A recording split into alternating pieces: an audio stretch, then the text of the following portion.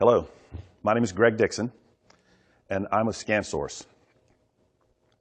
Computer networking is a complex science, and it takes years to learn.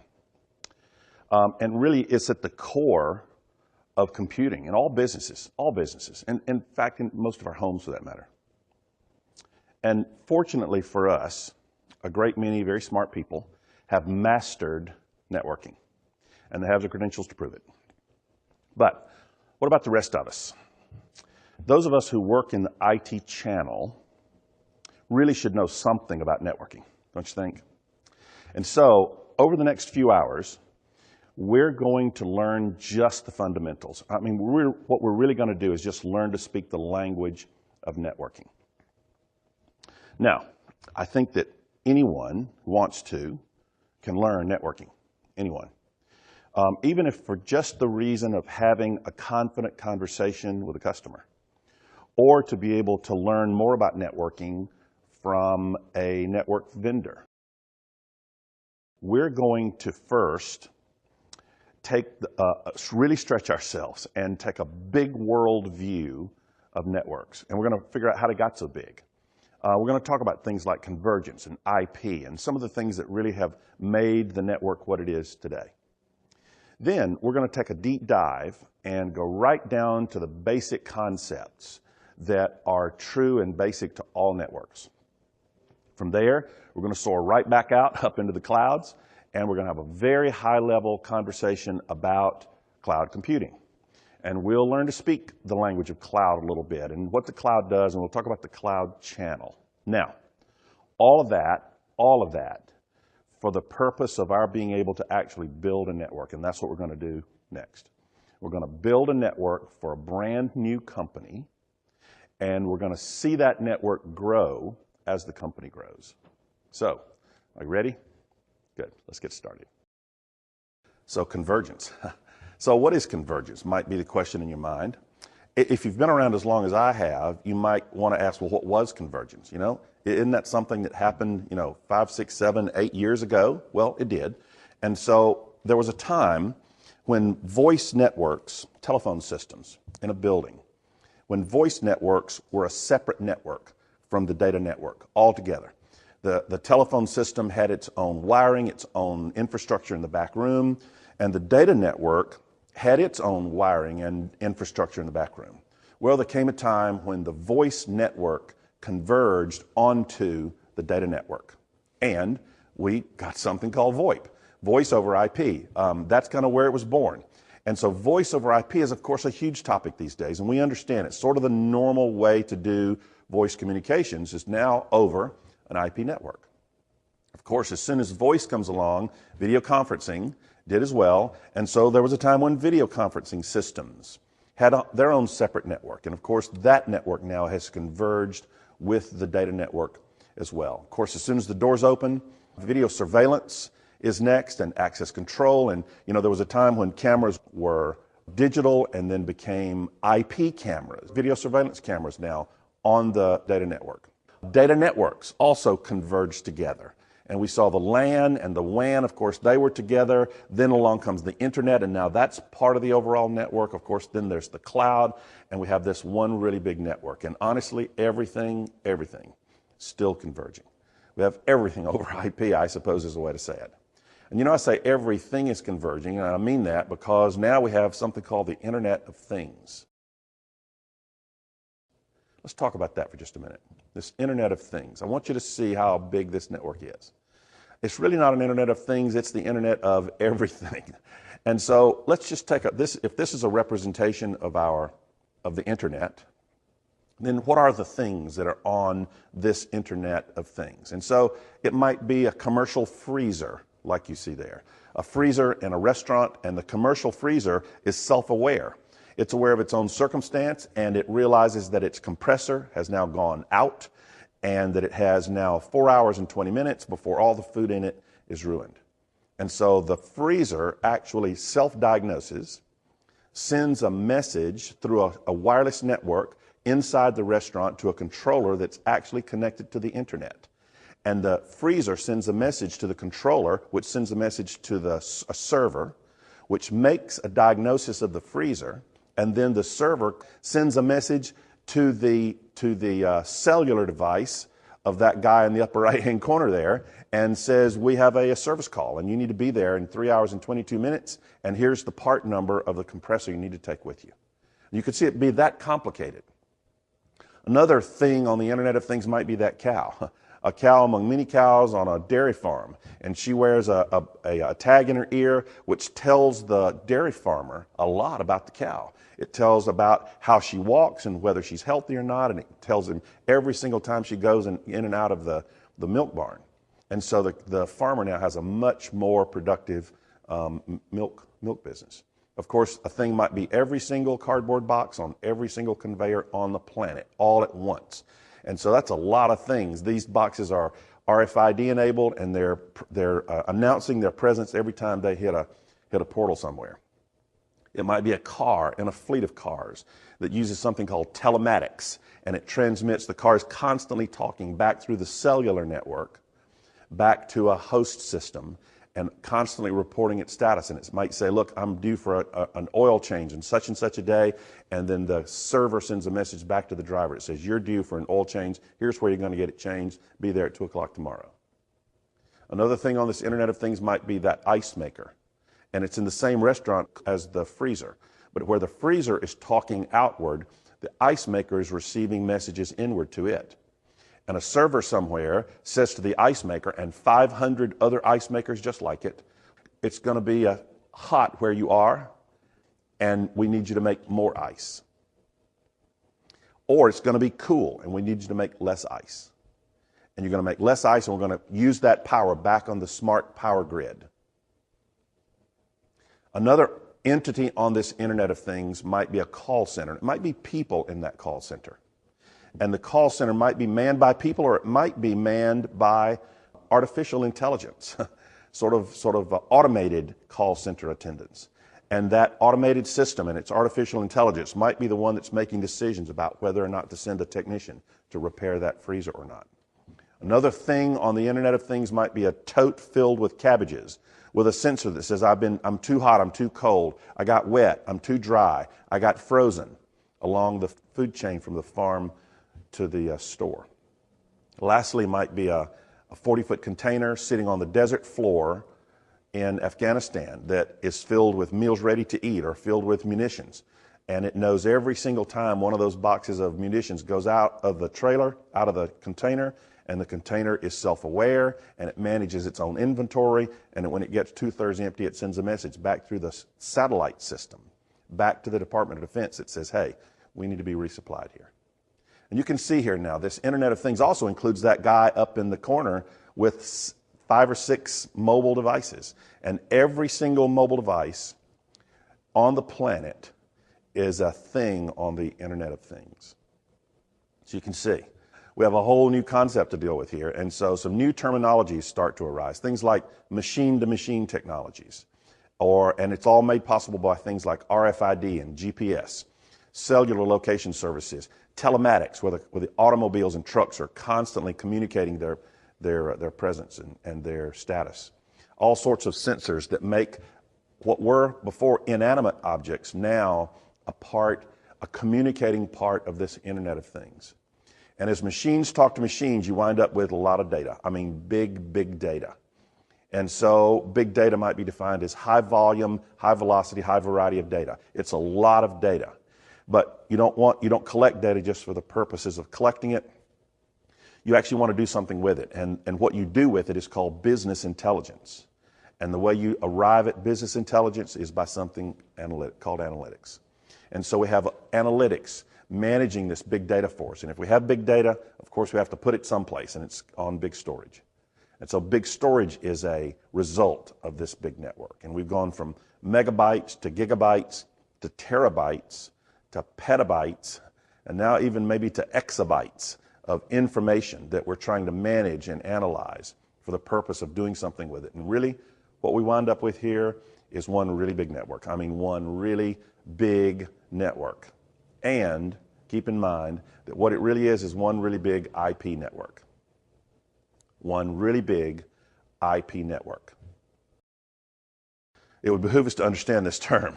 this term IP. And so IP, of course, is Internet Protocol.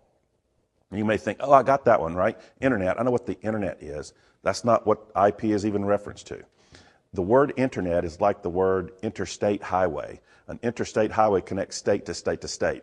Internet is simply communications across networks, across many networks.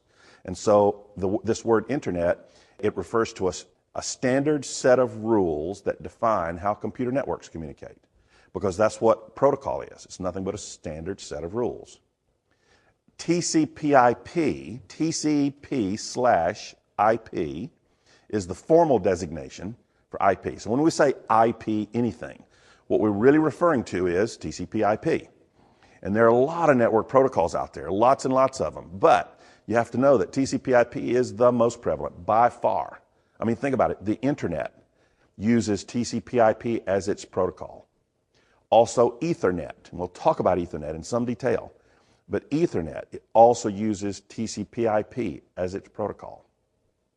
And so another thing you need to know about IP and about an IP network is that an IP network transmits data in packets. In order to get data from one point to another, it has to break it up into little packages and send those packages from point A to point B. That's what we should know about IP.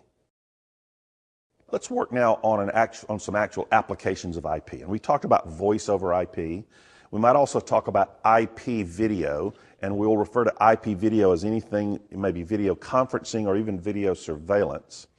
And so voice and video signals, traditionally, they traveled over analog circuits. You'll see that diagram on the right there, upper right. Analog circuits is really just a factor of amplitude over time.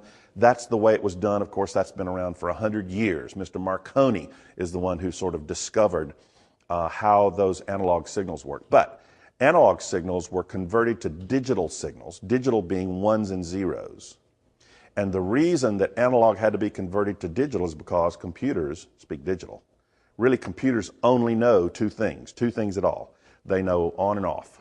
They know 1 and 0. Voice over IP, that particular application converts these digital signals, the stream of 1s and 0s, into the IP protocol so that entities on both ends of the circuit can interpret it. And this stream of 1s and 0s gets broken up into packets simply to ensure that they all get to the destination intact.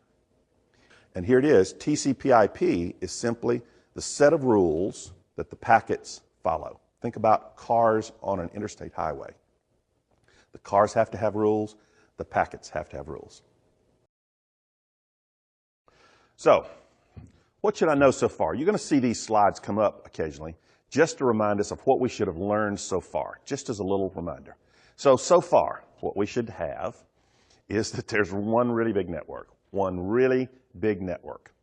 And that network, the one big network, is a network that includes every single network. It includes every LAN, every WAN, it includes the internet, it includes the cloud, whatever that is, and it even includes your home network, that little network you have at your house. That maybe is a wireless router and a few devices. The network that we're talking about includes that one as well. This network that we're talking about, that network is an IP network. It is. It's an IP network. That means that it uses TCP/IP as its protocol, as its set of rules, and it sends data in packets. That's what we need to know at that point. Now, that network, the one we're talking about, that network connects everything to everything, which brings us to these topics of machine to machine and big data, big storage, big analytics. Finally, voice and video travel on that network as well, not just data. And so this is it's important that we understand sort of the bigness of this network and how it all might work. Okay, now, it's time for us to take that deep dive, I promised you. And so we're going to talk about the Open Systems Interconnection Basic Reference Model. I know that's a mouthful. It is. Called the OSI model. You have to know that the OSI model is not a protocol. It's not a set of rules. It's a model for protocols to be developed around.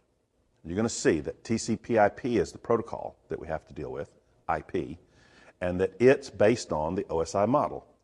If so much depends on the OSI model, I think that we should really come to understand what it's all about. And you're going to see later on how important it is for us to grasp just a few of these layers.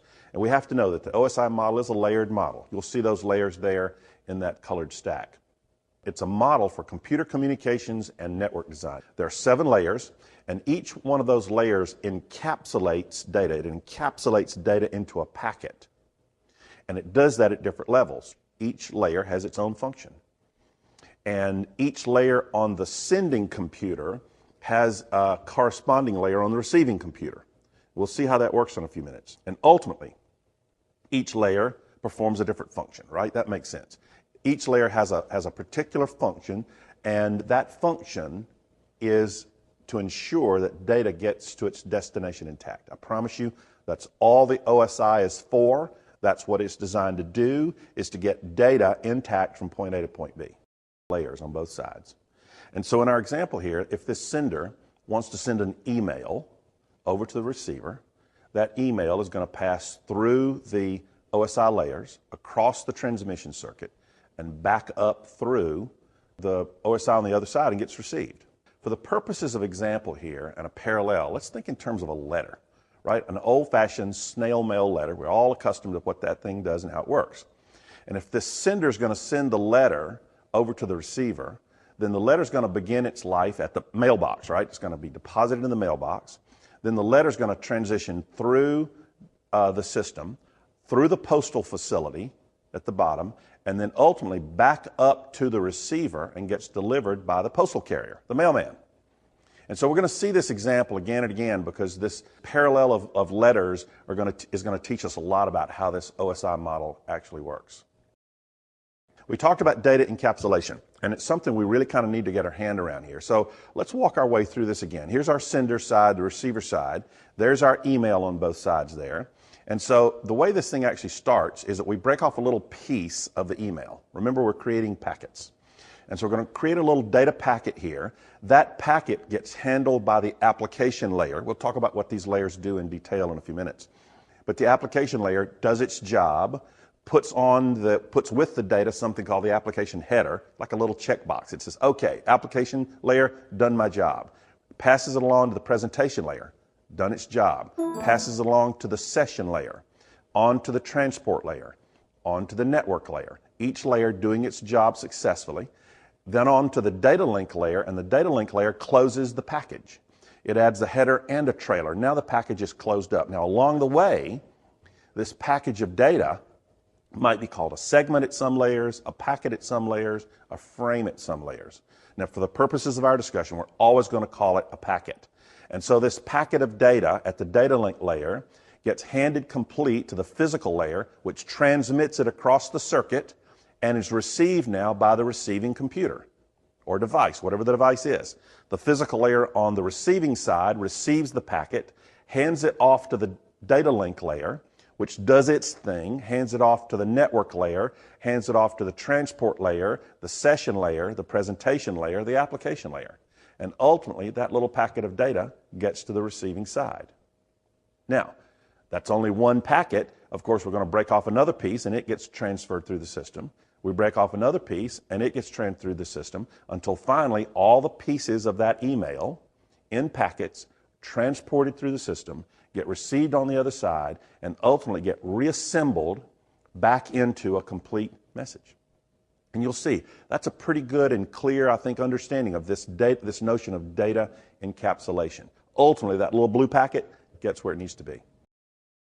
So far, we've just had a very broad overview of the OSI, very big. We're going to go a little deeper here in just a minute, but we know that it's made up of 7 layers. Each layer has a specific function. Each layer is dependent on the layer before it. And on the sending side, the layer before it is a layer higher. On the receiving side, it's the layer below it because it's going through in reverse order. We also know that data is encapsulating into packets. That's very important. The goal of the OSI, honestly, it has one goal in life, and that is to move the packet of data from its origin to its destination, have it arrive intact. That's all it's supposed to do. And ultimately, packets of data get reassembled into a complete and accurate message back on the receiving side. And that's what we should know so far about the OSI model. Very straightforward. Let's begin to dig down just a little bit into each one of these layers. There's 7 layers. I'm just going to warn you, the layers at the bottom are more important. We're going to spend a little more time down there. We're just going to kind of brush through some of the ones at the top. I've added a layer at the top. You'll see the user up there. The user is not really a layer, I don't think, but the user is certainly playing a role in this thing. The user is interfacing with some application software. And in our example of sending the email here, maybe that application is Microsoft Outlook. We'll use that as the example. And so what the application layer does is it provides a means for the user, the person, to interface with the rest of the OSI stack here. And so it's communicating with the application. The user communicates with the application interfaces with the application layer. And some examples, I mean, it could be email, it could be a browser, it could be Microsoft Word or a printer sharing, anything at all. Any application that a user would come in contact with on their desktop is an application that's going to work its way through this model. Presentation. Presentation layer begins to think about what sort of format is this package going to ultimately be in. And so, we're accustomed to file types, things like MPEG files and JPEG files, movies and pictures of things like that. Here's where this packet begins to get formatted into the type of file that it's going to wind up being. And so it's going to get encoded and compressed and ultimately into a very defined format. And you see some examples of those formats there. That's where this process begins. Layer 5 is the session layer. Now, the word session is something that we should probably be familiar with to some degree. And so a session, if I'm going to make a phone call and I pick up the phone and I hear the dial tone, then my session gets initiated. I dial the number, the person on the other end answers, and we have the conversation. So our session is underway. At the end, we both hang up and the session ends. That's a session. It's a communication session. And so what the session layer does, it's designed to control these dialogues between computer systems, these sessions, if you will. And so it initiates the session, it manages it while it's going on, and it terminates the connection at the end. Examples like, we talked about a phone conversation, but it could be just sending an email. And when I click send on the Outlook program, that's when the session begins. It works its way through until the email gets all the way to where it's going to go, and then finally that session gets ended. That's the session layer. Transport layer. Transport layer is important because this is where we start to think about the reliable transfer of information. The transport layer starts to get interested in making sure that we get all the information from where it starts to where it needs to be. And so one of the important things that the transport layer does is that it numbers the segments. And you can think that's very important. If we're going to get them all there in order and all there completely, then we have to have them in some sort of a sequence.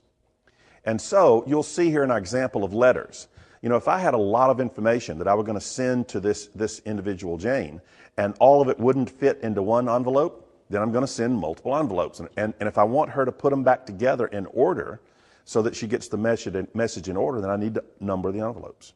That's just how that works. And so that's what's going on at the transport layer, is that we're numbering our packets to make sure that they all get there and can be reassembled in order. Layer 3. Layer 3 is important because this is called the network layer. And it really provides the means of transferring data from source to destination across networks. We have to begin to think about networks here. And if you're going to even send an email, even if you're going to send it to someone right across the hall from you, okay, it may not transition too many networks. But if you're going to send an email to your spouse at home, it's going to transition many networks to get there. And so the network layer is responsible to make sure that these packets are transported correctly from one network to another. This layer performs network routing functions. It's a term we should start to get our hands around, this notion of routing. So it performs routing functions and it reports delivery errors. In other words, missing packets. We talked about those sequential packets. Layer 3, the network layer, transports package. It moves packets using something called the IP address. Now that's something that's should be fairly familiar to most of us. An IP address, you'll see an example of an IP address there at the top in that green box. 192.168.150.101. That's just an example of an IP address. And every device on a network ultimately has to have one of those. An IP address is managed here at layer 3. You'll need to know that IP addresses are assigned by the network administrator. They're temporary. An IP address is not something that's fixed to a computer system or to a network end device forever. So it can be assigned, it can be reassigned, and it's assigned ultimately by someone in charge of that network. We'll see here in our example with letters.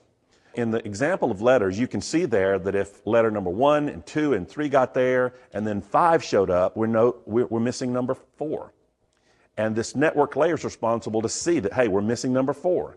And ultimately, if packet number 4 didn't arrive, then it can send a message back to the sender and say, hey, we never got packet number 4. Can you send it again? And sure enough, it'll send packet 4 again, and you get the complete message. It's very important. All that goes on here based on this layer 3. In our example of letters, you might consider the postal code, the zip code, as being like the IP address. And you know, the postal facility, at that postal facility down there, they're not interested in the address that's on the letter. They're only interested in zip codes. And they'll know that a zip code came from that direction, and on the sending side and the receiving side, we know that it has to go off in that direction. And so based on a zip code, it just sends it off to a particular zone, a particular area, and it knows what that zone is. It's not particularly interested in the exact address it's going to go to. It just gets it routed in the right direction. Now, in the network world, network routers perform this function.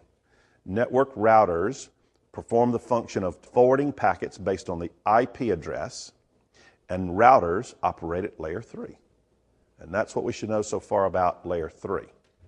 Of course, there's the example of the postal facility we see. So the postal facility is kind of like the network router. Layer 2, important. The data link layer provides a means to transfer these frames, again, it calls them frames, we're going to call it packets, between local end devices. This is where we're really interested in where the actual destination lives.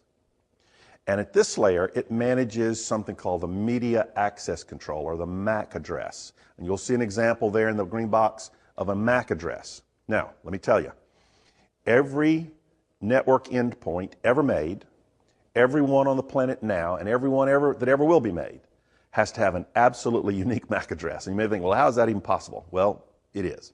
We worked out a system that we can make sure that every single end device on planet Earth has an absolutely unique MAC address. Now, that's important. Well, think about the mail system. What if your mailing address was exactly the same as someone else's? That would be disaster, right? You couldn't have a mailing system that worked like that. So we have to have absolutely unique MAC address, and the MAC addresses are managed at layer 2. Back to our letter, consider that the actual mailing address on the letter is like the MAC address. It's very specific. Very specific. And our postal carrier here, he knows where everybody lives in his neighborhood, where he delivers mail. He knows exactly who lives at 2015. And so that's like the MAC address. The MAC address is very, very specific to a particular end device. Network switches transport these packets based on the MAC address. They are very specific. They know exactly where the end device lives. Network switches operate at layer 2. Layer 1. So this is the physical layer, and the physical layer of the OSI model defines all of the very specific details on how you're going to actually transport these bits of information, just bits. It doesn't worry about packets. It's just worrying about getting a 1 or a 0, on or off from point A to point B. And so it defines electrical specifications, physical things, connector types, radio frequency specifications, all this having to do with device connectivity. And pin layouts and voltages, cable specifications, all sorts of very specific things, frequencies and bandwidths for radio frequency types of connections. The network adapter in a computer is a physical layer device. We'll talk a lot about Cat5 cable later on, but Cat5 cable, or Category 5 cable, is the most common physical, or it's the most common wired connectivity method for computer devices. Cat5 cable is the most common, whereas Wi-Fi is the most common wireless connectivity method. And these are all layer 1 types of topics, and of course they're only interested in just moving bits of data around. There's our postal carrier again. You know, I thought he lived at layer 2, actually lives at layers 2 and 1. Because what happens here, you'll learn that some of the things that we talk about will actually sort of straddle 2 different layers. And so the postal carrier really is living at layer 1 too. So he has to not only handle packets of data, letters, and know where they're going to get to, but he also has to have the feet to get them there and the bag to hold the mail and on, the sort of the physical characteristics in order to get the letter to where it actually belongs. And so he'll exist maybe at layers 2 and 1. We'll see some other examples of that later. Just a little more on IP addressing, because right now we're in transition between IP version 4 and IP version 6. Now, what does that mean? What does that really mean to me? You'll see there, again, an example of an IP address you see there is an IP version 4 IP address. It's 32 bits long, 32 ones and zeros. And if you line up those 32 ones and zeros, that gives us 4.3 billion unique IP addresses. You may think, well, wow, that's a lot, right? That's a lot of IP addresses. And so that is a lot. But go back now and think about Internet of Things. Think about every cardboard box got an IP address perhaps, or every cow in a field. I know that's an exaggeration. But we now have a lot of things on the internet, on the big network. And as a result of that, we ran out of IP version 4 addresses. We ran completely out. And so the people in charge of such things sat down and says, hey, we need a new IP address scheme. And they came up with IP version 6, IPv6. IP version 6 is 128 bits long, which gives us a number like 3.4 with 37 digits out there. It's unpronounceable, that number. It gives us a lot of IP addresses. I'm told it's like 4.5 million IP addresses for every human on the planet. And so that's a lot of IP addresses, and maybe that'll cover us for a while. And so IP version 6 is where we're headed to. So we got IP version 4, there's 5. What happened to 5? Well, there was an IP version 5. It's an experimental version. It was for voice and video streams. Never was really adopted. But it claimed the number 5, and so they jumped from 4 to 6. And so that's where we are today. So we're now transitioning from 4 to 6. That means now that every router, for instance, we know now that routers help to manage IP addresses. But if a router is only aware and only has enough space to manage a 32-bit IP address, then that router has to be updated with a new router that's going to accommodate 128 bits. And so there's a lot of transition right now because of this transition from the old IP version to the new IP version 6. What should I know? I should right now have an OSI overview in my pocket. And I should begin to know things like layers 1, 2, and 3. They're the ones that are most important to me. I should understand that the IP address is kind of like a logical address, right?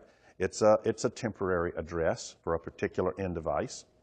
And it's managed at layer 3. It's assigned by the network administrator. And routers use IP addresses. That's what we should know about the IP address. If you can think about the example of the postal code. At this point, we should understand some things about the MAC address as well. It's more the physical address, and it's managed at layer 2. It's assigned by the hardware manufacturer. It's burned in, it's solid, it stays there forever. It's absolutely unique to all others. And we should know that switches, network switches, use MAC addresses to move packets around. We should also maybe know at this point that the wireless Ethernet networking, which we call Wi-Fi, it's a layer 1 and layer 2 technology. How about that? It's one of those technologies that kind of sits, one of those areas that sits across a couple of different layers of the OSI model. We should know some things about IP addressing, simply that IP version 4 is going away, IP version 6 is coming in, and that right now in 2014 we are heavily in that transition. It'll be going on for a long time. And we know that all devices, every device out there, has to transition from this IP version 4 to IP version 6 eventually. Now, we talked about what we need to know. I'm sure by now you're beginning to ask yourself, why do I need to know anything about this OSI model? Well, so first of all, your customers know this stuff. Your customers know it, and they want you to be able to have an intelligent conversation with them. They want you to speak their language, so to speak.